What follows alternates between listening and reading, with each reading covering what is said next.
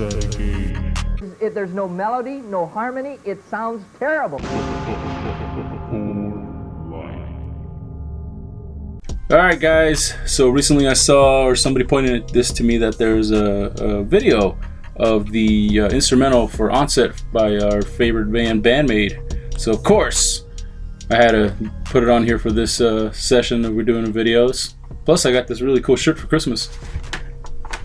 So here we go, more Band-Maid. As always, we gotta jump on that bandwagon like everybody else is doing. Don't leave us behind. Alright, here we go. On go. 1, 2, 3, go.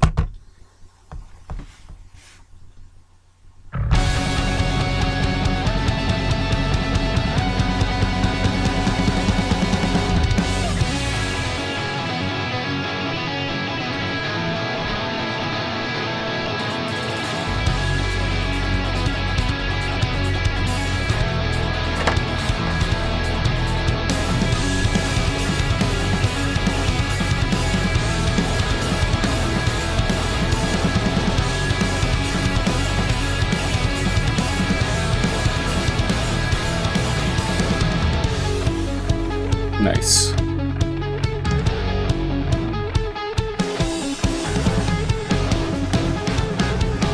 I think Misa plays. It's gonna start playing like a signature SG bass now. Really? I saw. I believe so.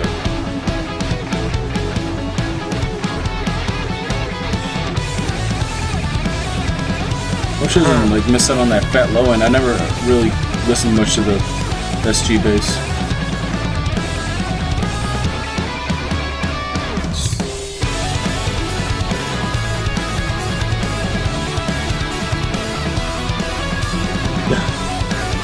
Easy. You're not supposed to be playing guitar like that.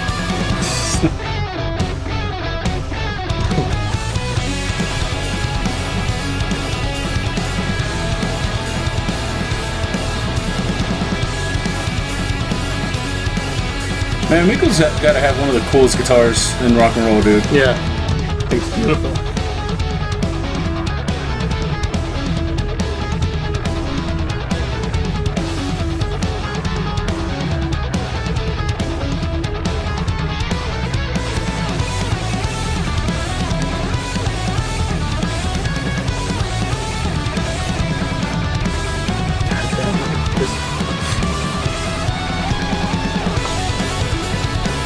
We haven't done this in a while.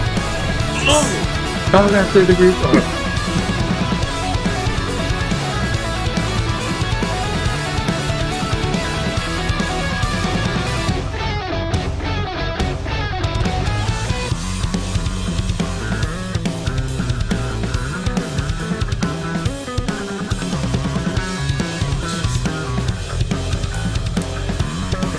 Me, oh my.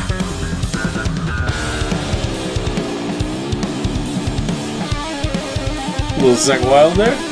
Yeah, a little bit.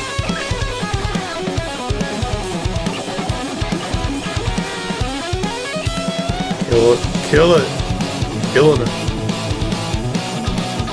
She's really coming to her own.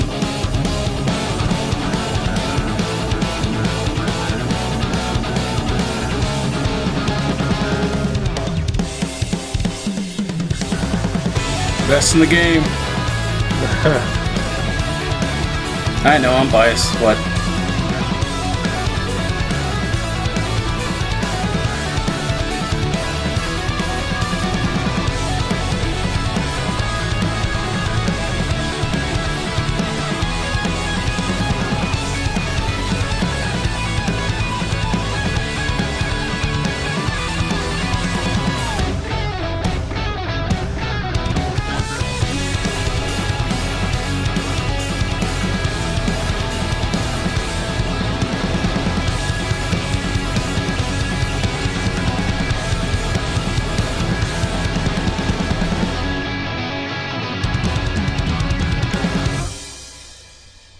Goddamn. What a great little like way to kind of expose what each one of them can do. Yeah. That's awesome. Man. What can you say, man? Like Misa's bass playing, like her she reminds me a little bit of especially in this one, of not completely, but like a little bit of a Matt Freeman with the picking, but the kind of just the changing of the keeping the bass line kind of making sense with the drums, but still picking and playing, like, you know what I mean, like going back and forth. Just, it's hard to explain it. Like if you listen to she's Matt following before, the drummer. yeah, she's just following the drummer. It's like the timing is so good because she can, like in between just the little gaps, she can pick something else. It's just she like, fills it in. Yeah, she fills it in just like seamlessly. That's a mark of a great There's a great bass ear. player. Yep, and it's very natural. Very nothing looks forced. I think it's probably the best way to say it. Yeah, that looks so complex. Yeah, and at the same time, it's like it's very easy to follow. It's easy to follow, but Jesus, dude, the I complexity. think that's their shtick. Yeah, it's like you're gonna fall in love with the chorus, the vocals, the look, the effort. You know what I mean? The flawlessness, and then you're also gonna be blown away by the technique and the technical aspect of the playing. So what a treasure of a band. Wow. Just yeah, and then like what more can you say about Connie, drum player, man? There's no drummer. She's got this great like controlled chaos thing that I think a lot of drummers try to do, and it's borderline. It's like hard rock, punk, metal. You know what I mean? But it's so like beautifully done. She's very jazz influenced. Yeah, with a lot of jazz. And yeah, you're right. It's like aggressive, but still so like she never looks like, you know what I mean, like a crazy, you know what I mean? She looks elegant. Yeah, doing this. Exactly. Yeah, elegant, doing this like this crazy kind of tempo that she's keeping. And her fills are fucking magnificent. I love her fills. Oh man. Then Konami, we always say about great guitar player she is. Untouchable. Yeah. And I think with this album, she's going to get a lot more recognition on her playing. I mean, as the core fans, we know what she can do. And I think she's getting more exposure for the fact that she's a great player and a great songwriter. Yeah. And, you know, Miko's going into a great rhythm player. She's the one, like I've said it before, is like, you try to find a reason why Mesa's playing a bunch of crazy stuff, Konami's playing a lot of technical stuff, Connie's drumming is all over, you know, everywhere. Then, like, how does this all keep together? And Miko's rhythm. Yeah. It's kind of the glue of everything, kind of keeps everybody together. So it's like, when people say, oh, she's just a rhythm player, she's just the cute girl, it's just like, listen more, man. There's somebody that keeps everything together. She's a conductor. She's the person in front, just kind of. She keeps the rhythm. She's doing exactly what she is. There is such a thing as being a great rhythm player in rock and roll, especially in hard rock. You need a great rhythm player, especially if you have a great guitar player too. So you need something to complement. She doesn't feel left out, you know. She doesn't feel like she's forced on there. With this album, she does not. She's definitely there. It's good to see she's growing into a great guitar player, rhythm guitar player, and who knows. You know, maybe in the next album she might get a little lick in there, you know, a little solo or something. Yeah, I'm sure she's not above that, yeah, of course.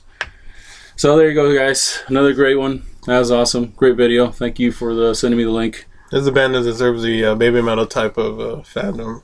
They got a great buzz with this album. They're playing a festival in July, I believe. I can't remember. Somewhere here in the States. It's like an Ink. What do you think Ink something festival. What do you think puts baby metal at such a higher tier than some like a Band-Maid? Crossover. Yeah. I think when baby metal came out, they had such a. They're weird enough to kind of. They grabbed onto this this fascination with Japanese culture because they kind of reminded people of, you know, like an anime thing. The sounds like kind of anime thing. Yeah. And it's also metal and it's cutesy and it's kawaii and the girls love the kawaii and you know what I mean. So many factors on it. And there's a lot. They just came out at a right time.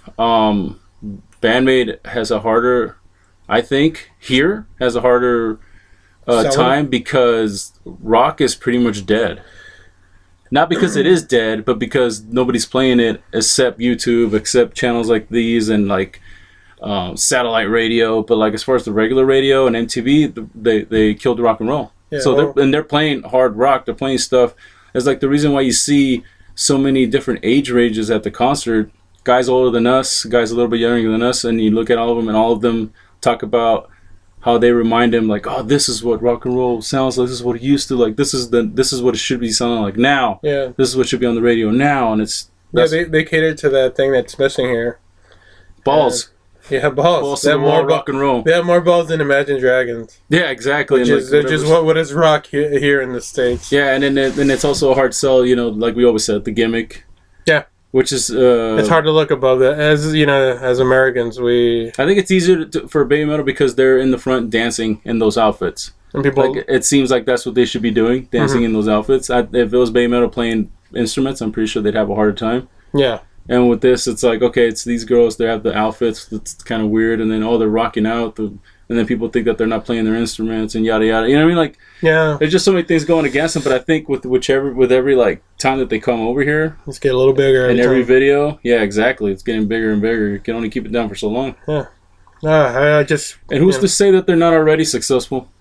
We're having this conversation last year. Yeah, we were. Yeah, going into 2019, we're like, they're gonna get bigger. Yeah, and here we are. Yeah, so like, there's no reason why they can't sell out bigger venues this time around. True. Like, you saw the people, man. Everybody was like the footage that I saw from people and comments and stuff that I read. Everybody's like, that's one of or the best live band I've ever seen.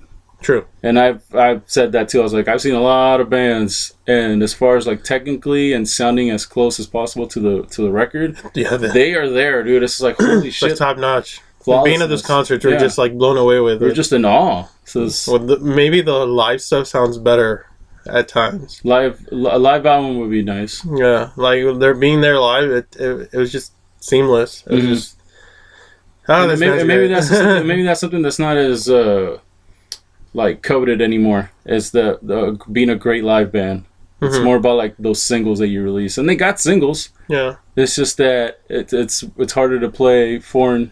Being patient and letting it, it's a weird spot because you can sit here and like want them to be successful, but once they get successful, it's going to be less harder to go see. You know what I mean? Yeah, tougher. Yeah, but so right now it's kind of like I told everybody, it's like, enjoy it, boys. Like, let's enjoy it while we can. You know what I mean? Enjoy it's personal. It's something, Yeah. It's like a small family. We get to enjoy it for ourselves before they take off and leave us behind. But till then, Band-Maid rules. All right, guys. Thank you for watching the rambling. Let us know what you think of this video. Anything else you guys want us to cover from them, or something for the future, or let us know when the new videos drop and all that good stuff in the comment section. Subscribe, notifications, Instagrams. Don't forget to like, and the Twitters, and visit the Teespring shop with all those links down there in the description. And we'll talk to you guys later. Bye.